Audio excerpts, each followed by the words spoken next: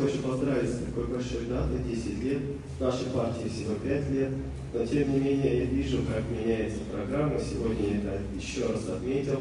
Наши программы созвучны. Все, что касается искусственного интеллекта, роботизации, обучения, образования, это то, что нужно нашим странам. А отношения между нашими странами улучшаются из года в год.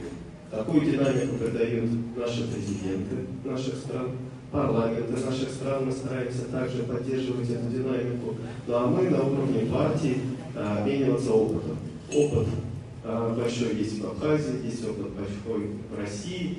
И вот многие темы, например, работа с молодежью, образование, инновации, это все то, что поможет нашим странам быть уверенно смотреть в будущее.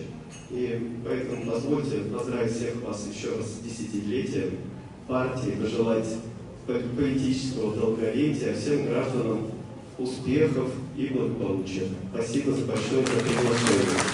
У нас тоже будет съезд очень скоро, уже в конце января, и мы тоже приглашаем руководство партии на наш съезд, мы там подпишем соглашение о сотрудничестве. Ну и те коллеги, с которыми мы уже знакомы, тоже всегда добро пожаловать в Россию, вы наши ближние друзья. Спасибо.